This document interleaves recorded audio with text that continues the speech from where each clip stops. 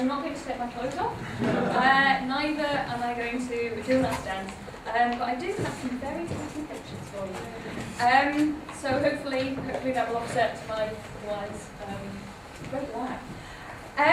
I'm talking today about post-feminist burlesque, and I call this paper Strategic Crossing, because I will be focusing an awful lot on cross-dressing, and particularly female cross-dressing. In recent years, with the advent of neo-burlesque, a very pretentious term, there has been a concerted effort to unite the radicalism of feminism with provocative sexual display. The world-famous Bob, Dirty Martini, Empress Straight, who are also in the audience, so this is a bit embarrassing, and others all practice a self-aware and ironic take on the genre. However, with its greater prominence on the world stage, and this is a caveat, there is also the accompanying problem of how far burlesque can in fact be an innovative or activist form, and how indeed a feminist critique can be employed in such a practice. When chain stores and fashionistas are advising how to dress like a burlesquer, the form most obviously becomes a commodity. We can see examples of this in Gwen Stefani's glamorous look, Christina Aguilera's cover of Lady Marmalade for Moulin Rouge in 2001, and indeed Dita Von Teese's high profile, all of which contribute to this climate. I should point out that this is the picture shown is rather ironic, and I will be departing from the obvious, more obvious forms of burlesque. Especially What Not to Wear on BBC One on the 6th of September 2007 represented a especially worrying association between dress codes, burlesque and female sexuality. It took an awkward and frumpy 18-year-old called Zoe and remade her into a burlesque queen. And all the truisms of the makeover show were present here. Zoe found her true self, her confidence was boosted, and she discovered her sexual persona. She was now dressing like a woman, apparently. So how is it possible to retain some semblance of political and social critique in such conditions? In this paper, I want to address some of the contemporary notions of neo-burlesque, the effect of its politicization and popularization, as well as its playful abuse of gender stereotypes. Obviously, given the title, my reading of neo-burlesque is influenced by a post-feminist methodology. This is a situated critique which is part of and influenced by feminism, but which also seeks challenging ways to reconsider feminist tenets.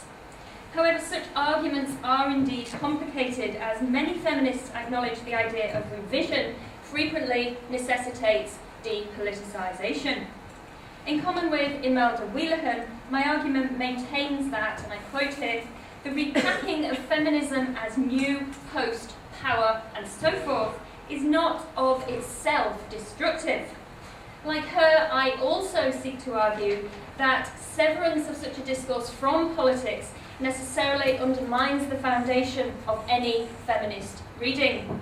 In common with Wheelahan, Diane Negra has commented that post-feminism, I quote, inevitably or exclusively correlates to the re-energizing of patriarchal agendas and standards of value. However, she also notes that some of the most visible forms of post-feminism do equate with masculine hegemony, there's that word, an ill-considered celebration of femininity being but one example. And my more general point is that, like feminism, post-feminism is not a simple term, especially with regard to women's apparel and the construction of self.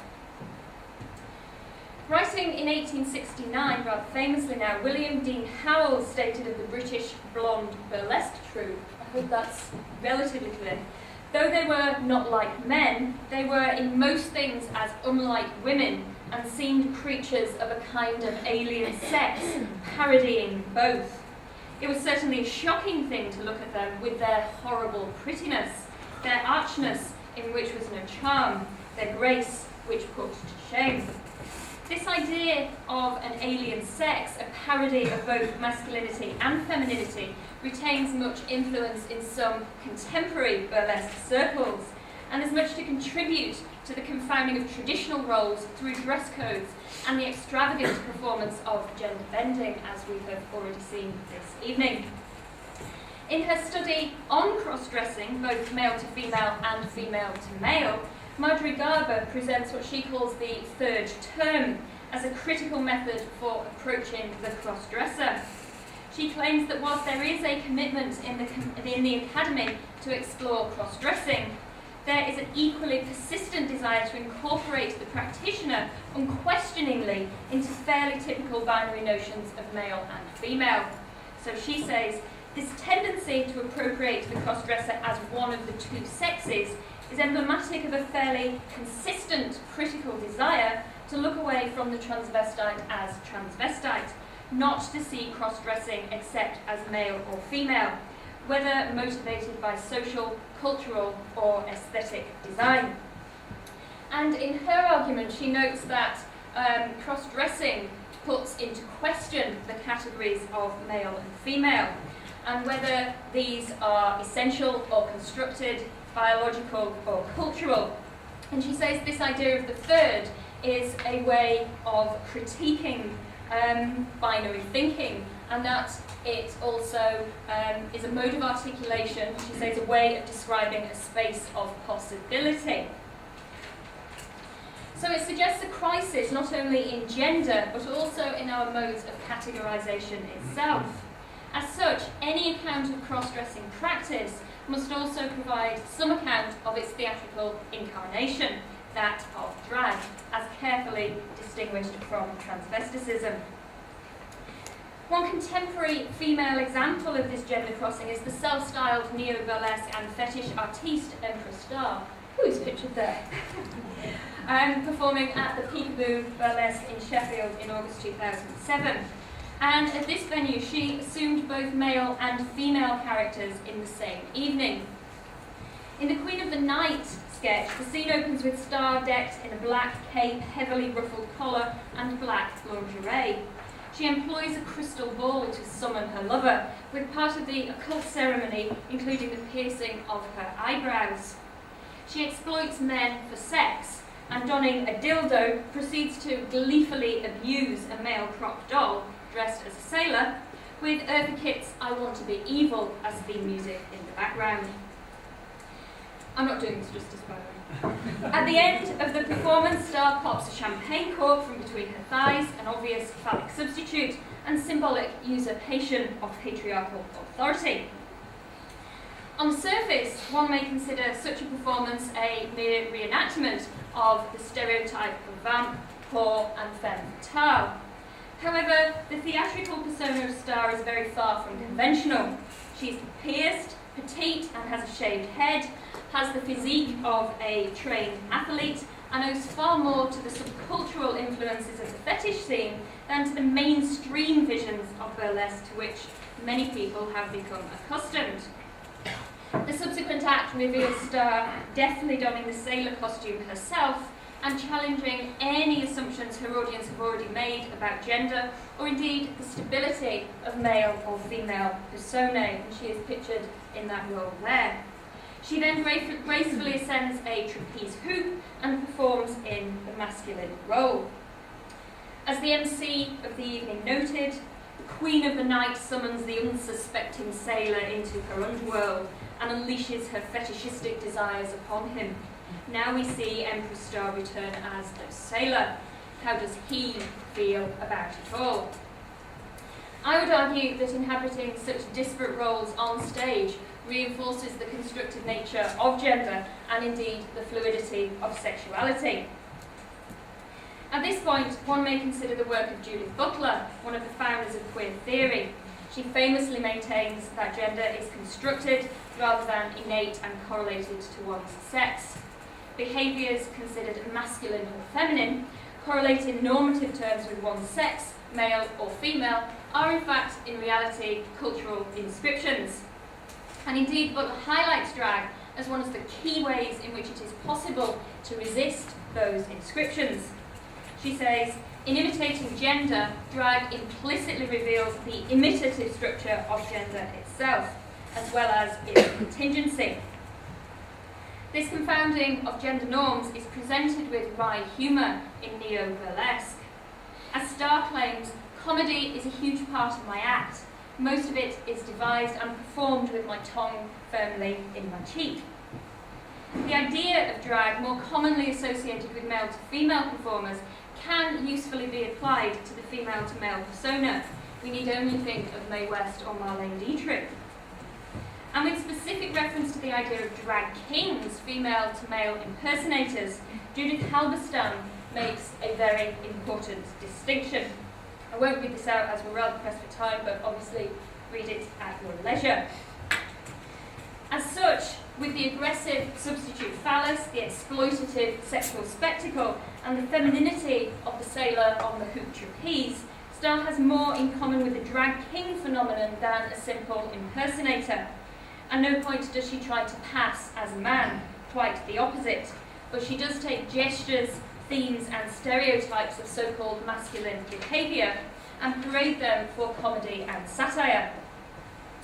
Starr herself has confessed, I think the burlesque revival in contemporary culture has been led by women for women.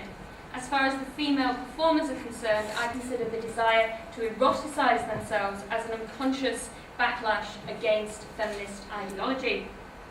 In this way, what becomes apparent is how the post-feminist woman is prepared to stage her very composite sexuality as opposed to a denial of her desire.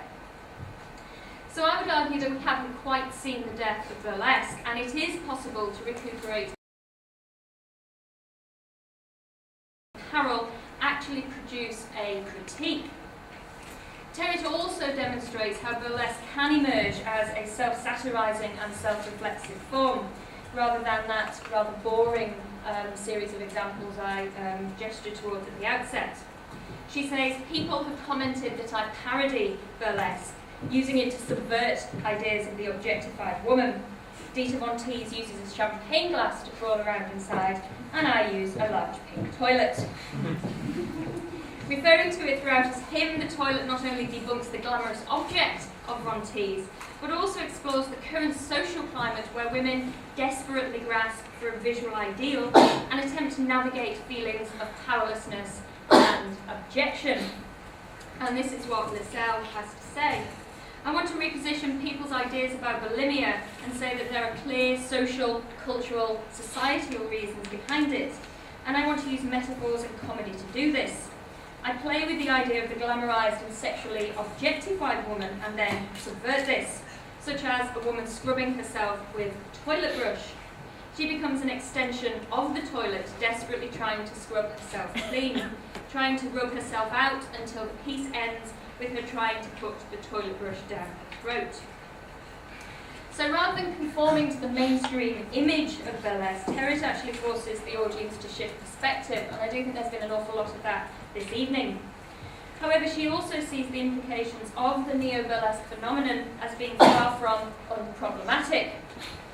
So she points to an ongoing resurgence of a commercialism of soft porn and women flashing their breasts to young middle-class white men. I know quite a few young middle-class white men who'd be quite interested in that.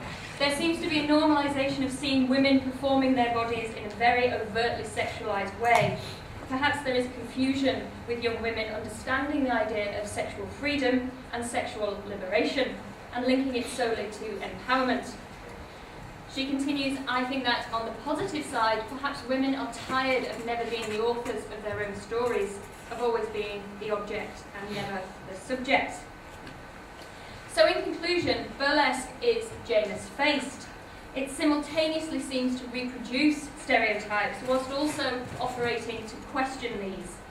As we have already noted, much burlesque hinges on a nostalgic appraisal of women's roles and indeed women's apparel.